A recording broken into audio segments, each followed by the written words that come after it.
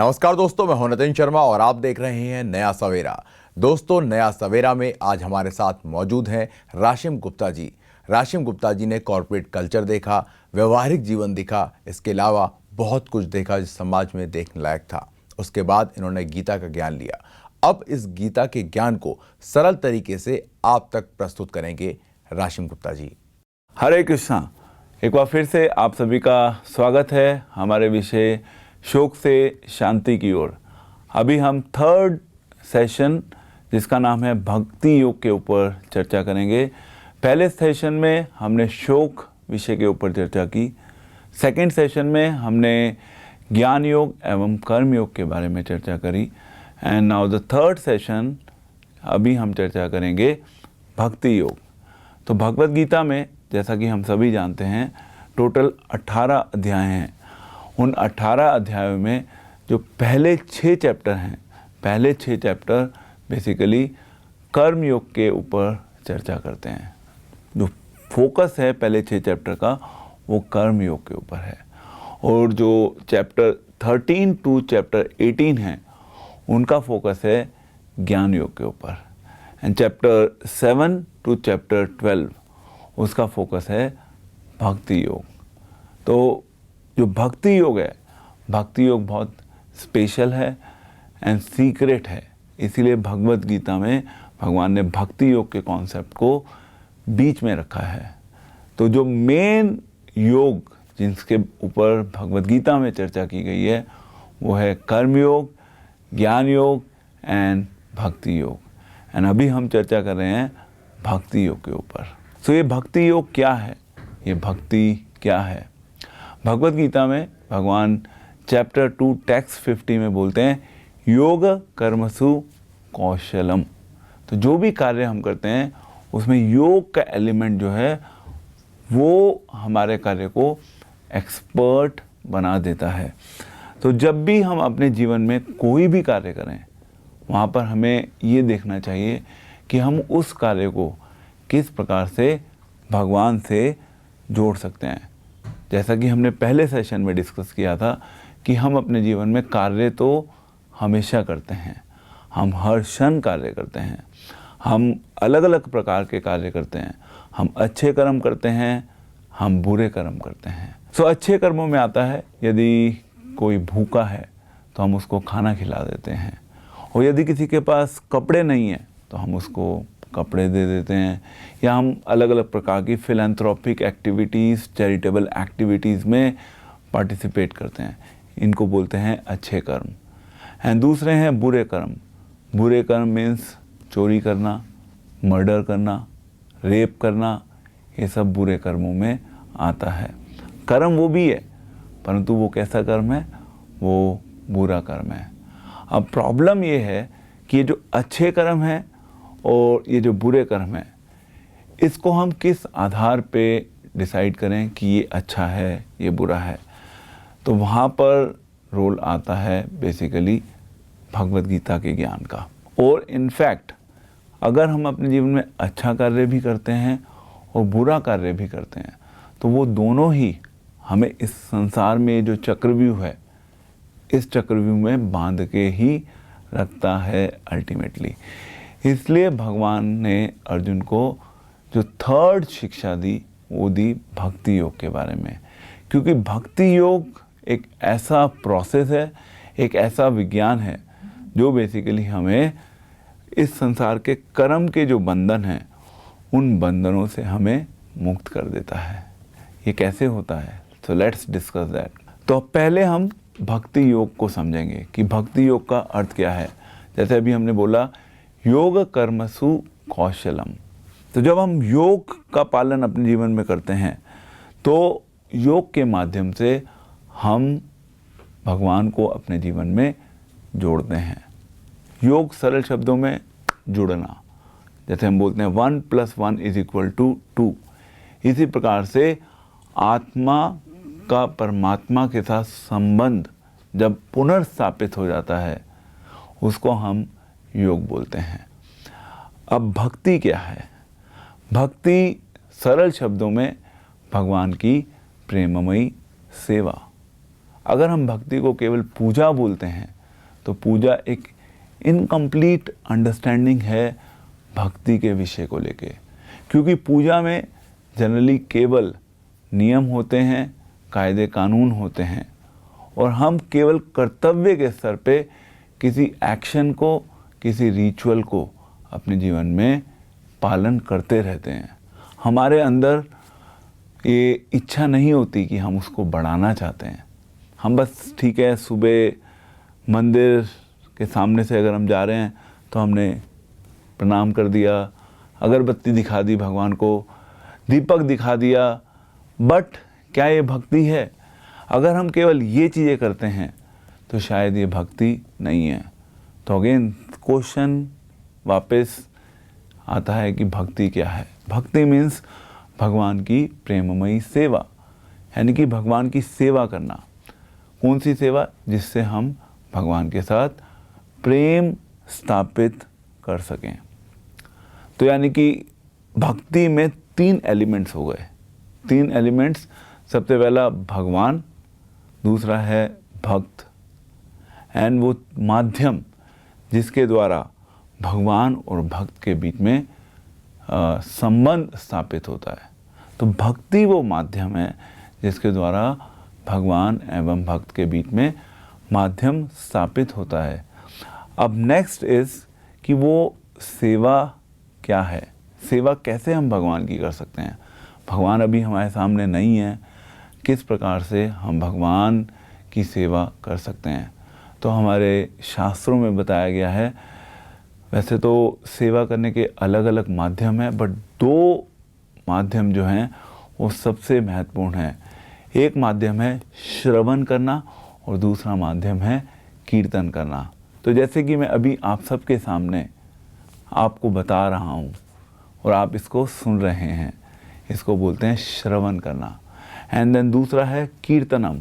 कीर्तनम का अर्थ है उस कीर्ति का, यानी कि भगवान के नाम का, भगवान की कीर्ति का, भगवान की वाणी का प्रचार करना। तो ये हो गया कीर्तनम। तो मैं अभी आप सबके सामने क्या कर रहा हूँ? कीर्तन कर रहा हूँ और आप सब इसका श्रवण कर रहे हैं। तो श्रवण एंड कीर्तन के माध्यम से हम भगवान की सेवा करते हैं। और जब हम श्रवण एंड कीर्तन को बहुत प्रॉपर तरीके से अपने जीवन में करते हैं तो हम धीरे धीरे भगवान के साथ प्रेम विकसित करते हैं। और जब हम भगवान के साथ प्रेम विकसित करते हैं तो धीरे धीरे हमारा इस संसार से जो प्रेम है वो अपने आप कम होने लगता है। इसका मतलब हमारी संसार में जो आसक्ति है वो आसक्ति अपने आप कम होने लगती है। और जैसे जैसे हमारी आसक्ति कम होने लगती है उतना हम भगवान के भी निकट आते हैं और उतना हम इस संसार में रहते हुए इनफैक्ट आनंद का अनुभव करते हैं। तो 2 चीज़ें हैं, एक है राग, दूसरा है द्वेष। राग का मतलब आसक्ति। हमें अपने परिवार के लोगों से आसक्ति होती है, हमें समाज से आसक्ति होती है, हमें देश के प्रति आसक्ति होती है। आसक्ति हम सबको होती है, हमें अपने शरीर से आसक्ति होती है। और ये आसक्ति, जैसा कि मैंने पहले बताया, ये आसक्ति ही अल्टीमेटली हमारे शोक का कारण बनती है। तो एक तरफ है आसक्ति जिसको हमने राग बताया, दूसरी तरफ है द्वेष। तो द्वेष मीन्स हम बेसिकली विरक्ति। तो द्वेष का मतलब है दूसरे शब्दों में विरक्ति। जब हम इस संसार से विरक्त होने की बात करते हैं, जब हम इस संसार की चीज़ों को छोड़ना चाहते हैं, तो ना तो जोड़ना सॉल्यूशन है ना छोड़ना सॉल्यूशन है। क्या करें? क्योंकि हम तो इस संसार में रहते हैं, क्या हम इस संसार की चीज़ों को छोड़कर भाग सकते हैं? भागना भी सॉल्यूशन नहीं है। तो व्हाट इज़ द सॉल्यूशन? यहाँ पे भक्ति योग बहुत इम्पॉर्टेंट रोल प्ले करता है, क्योंकि हम इस शरीर में हैं। इस शरीर का कर्तव्य है कि वो कर्म भी करे। इस शरीर का कर्तव्य है कि वो अपने परिवारजनों की उनकी जो ज़रूरतें हैं उन ज़रूरतों को भी पूरा करे। हम कर्तव्य से दूर नहीं भाग सकते। तो हमें कैसे करना है? तो इसके लिए भगवत गीता में भगवान एक बहुत अच्छा उदाहरण दे रहे हैं कछुए का। सो कछुआ जो होता है, कछुआ अपने इंटरेस्ट के अनुसार, अपनी ज़रूरतें के अनुसार अपनी जो शेल होती है उसको छोड़ देता है और वो वापस उसको अपने अंदर समेट लेता है। ये कछुए के अंदर क्षमता होती है। तो यहाँ पे भगवान एनालॉजी देके हमें एक्सप्लेन कर रहे हैं। तो इसी प्रकार से जब हम भक्ति योग का अपने जीवन में पालन करते हैं सही ढंग से, तो हम अपनी इंद्रियों को, इंद्रियों विषयों में, यानी कि जो इंद्रियों के विषय हैं जिसको हम सेंस ऑब्जेक्ट्स भी बोलते हैं, हम उन विषयों को देखते हैं और उन विषयों को देखकर उनको भगवान से जोड़ने की कोशिश करते हैं। जैसे कि हम पानी जब पीते हैं तो हम बोलते हैं कि पानी में जो मिठास है ये बेसिकली भगवान की ही एक शक्ति का प्रदर्शन है। अगर कोई व्यक्ति इस संसार में बहुत ज़्यादा सुंदर है तो उसकी सुंदरता अल्टीमेटली कहाँ से आई है? उसकी सुंदरता अल्टीमेटली भगवान से आई है। तो इस प्रकार से हम हर वस्तु को, इस संसार में सभी जीवों को भगवान से जोड़ सकते हैं। एंड यही है भक्ति योग। इसी को हम बोलते हैं भक्ति योग का विज्ञान। एंड फिर हमारा भगवान से संबंध बनता चला जाता है और हम धीरे धीरे अपने आप को शोक से फ्री कर पाते हैं। तो भगवान से जब संबंध हो जाएगा तो अपने आप हम हर चीज़ को भगवान से जोड़ेंगे। अगर हमारे जीवन में कभी दुखों से भरा हुआ जीवन भी आएगा तो हम उसे भगवान की ब्लेसिंग्स मान के उसको एक्सेप्ट कर लेंगे। तो ये भक्ति योग का जो विज्ञान है, भक्ति योग में सब चीज़ें हो रही होती हैं, वहाँ पे एक जो मोस्ट इम्पॉर्टेंट एलिमेंट है भगवान का एलिमेंट ऐड हो जाता है। भगवान को जोड़ने का क्या अर्थ है या भक्ति का क्या मीनिंग है? तो हमारे जीवन में हमारे पास अलग अलग पोजेशंस होते हैं।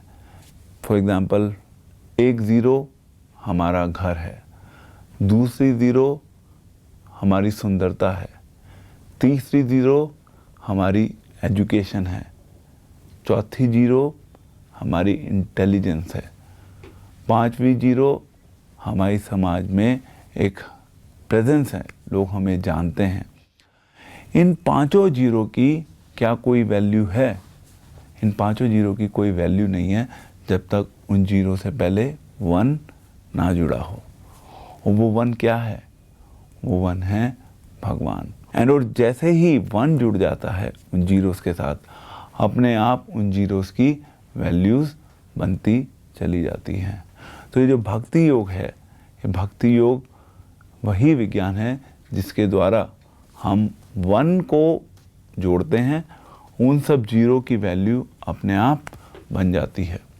वो सारे हमारे जीवन में कर्तव्य के रूप में काम करते रहते हैं, बट हमारा जो फोकस होता है लाइफ का, फोकस होता है भगवान के ऊपर, और सभी कार्य अल्टीमेटली भगवान को केंद्र में रख के हम अपने जीवन में करते हैं।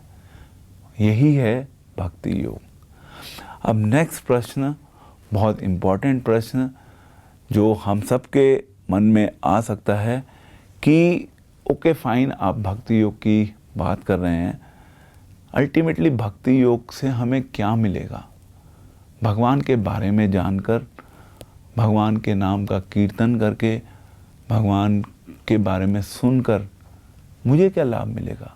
देखिए, आज के समय में हम सब लोग बहुत ज़्यादा कैलकुलेटिव हैं। हम कोई भी चीज़ अपने जीवन में जब करते हैं तो हम ये सोचते हैं कि अल्टीमेटली इससे मुझे क्या लाभ मिलेगा, what in it for me. अगर ये चीज़ मुझे लाभ देगी तो मैं इसको करने के लिए तैयार हूँ। अगर भगवान मेरे जीवन में कोई मुझे लाभ दे सकते हैं तो यस, हम इसके बारे में बात कर सकते हैं।